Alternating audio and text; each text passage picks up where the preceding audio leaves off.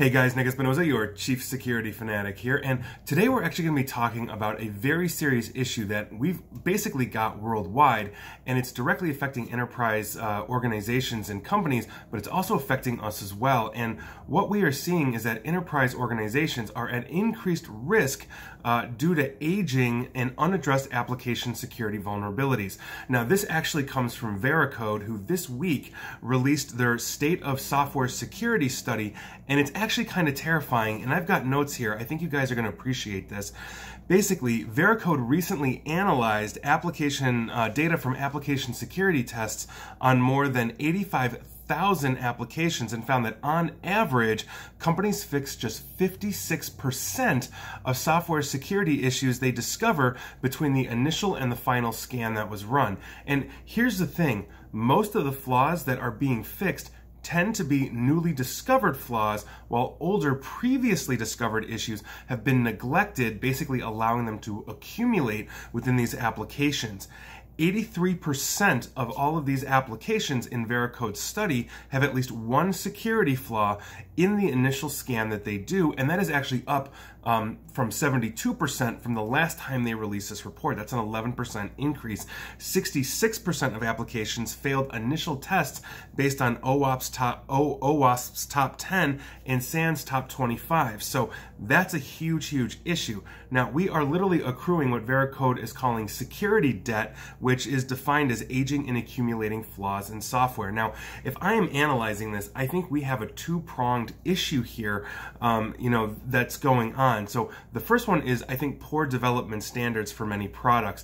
Many products get rushed to market. I have literally seen in my own testing when I am validating applications and software for clients that, sometimes programmers, oh, I've been using this same library code for, the last 10 years, and they have never gone back to the original creator of the library code to get the updates for that code.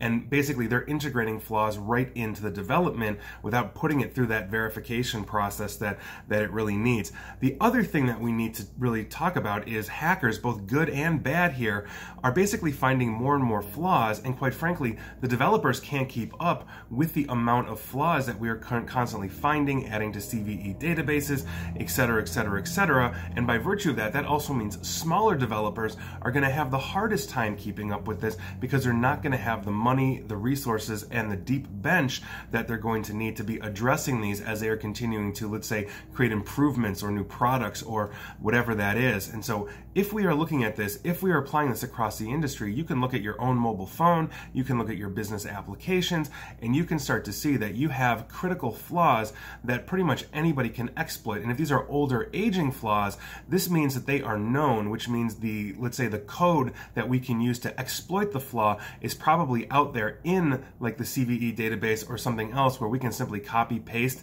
and go ahead and break on in. And I think that's something that we really need to be addressed, because as we continue to, to use Facebook's old motto, move fast and break things, the things we're breaking, we're not fixing on the back end, and that is leaving us significantly more vulnerable than we've ever been to this. And I think this is great work by Veracode. I'm looking forward to next year, which I'm hoping obviously starts to lower that percentage and all of that. But with the way things are going and the way we are continuously seeing just apps exploding all over, things like the App Store, Google Play, as well as business applications being developed, I think this problem is only going to get worse until we really create some kind of standard that everybody has to adhere to.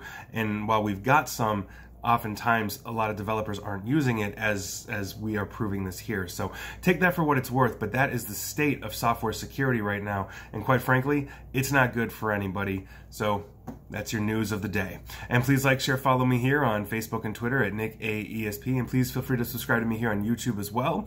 And as always, stay safe and stay online. Thanks, guys.